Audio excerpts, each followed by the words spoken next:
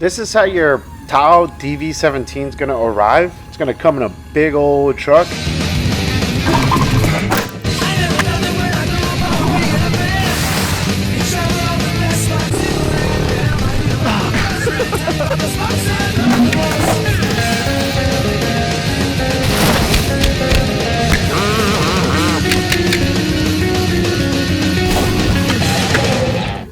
I went to Harbor Freight and I thought I was going to need this, but I bought 2 dollies and I put those planks on them because I figured, okay, they could just put that on my dolly and wheel it in my property. But no, they have a forklift and they'll wheel it right inside your garage or wherever you want it. It comes with a metal strapping, so I'm going to go down to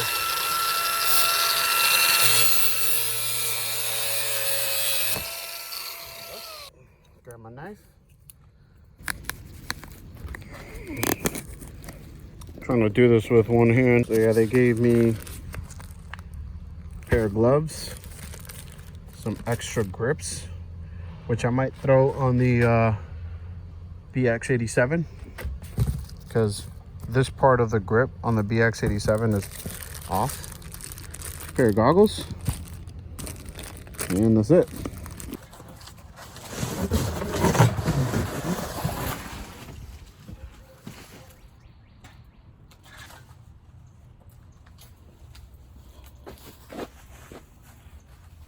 Looks like the brake, back brake.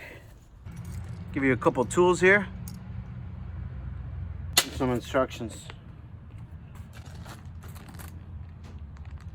I took the bolts and nuts from each vertical rail, 6 of them. Just lift up the cage, try not to hit anything.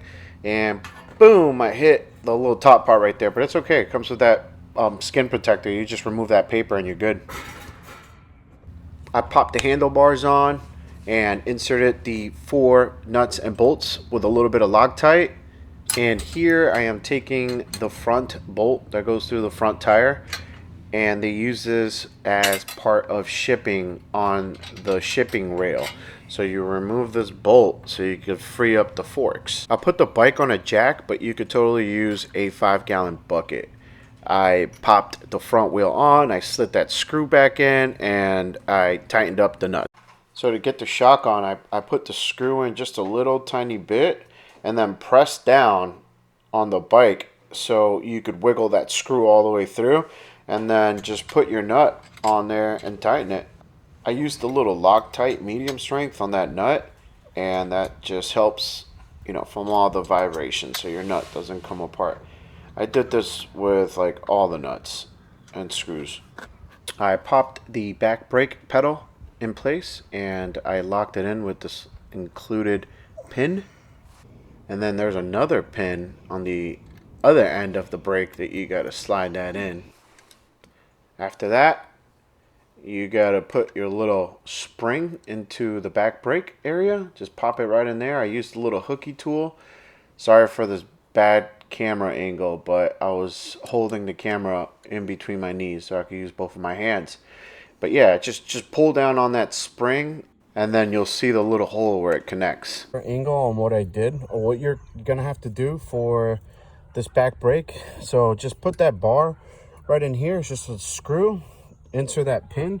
That's the pin I was talking about. Back here, if you look at this whole section here, down there is where that bottom pin is. So I just wanted to make a better video, better angle for you so you could see. And then here's that spring. That spring was very difficult to see on that last clip, but all you got to do is put the loop through there and put the other loop here. And the best way to do that is with that hooky tool that you saw. Also, when you put the spring here, couldn't really see it on that other angle. It's just a screw. It just goes that way and you put the nut in there. And then you're going to want to like put pressure down on this so you could get that screw in there. Other than that, that's it, guys. That's the only thing that you need to do to set up your Tao. You'll need to put that front wheel on, super easy. You'll need to put the handlebars on, super duper easy. There's just 4 screws. The back brake right there, that spring, and the shock. That's it, guys. Super easy to do. you could definitely do it yourself. Peel the paper off and you're good to go. I also want to show you this stand that I bought, motorcycle stand. It's off of Amazon, and it just makes things a lot easier. So if you don't want to use like a 5-gallon bucket, you could totally just use one of these. And what's nice about these, slide it underneath the bike, and then you just press down on this, and just like that, you could do your oil change, you could, you know, work on your bike, do whatever you want.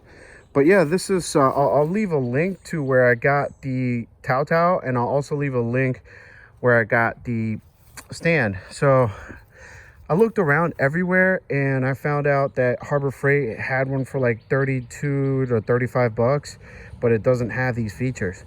For a couple dollars extra, around $40, you can get yourself this one. And yeah, you'll save your back and you'll save some time, and it's beautiful. Nice red color. It's pretty cool.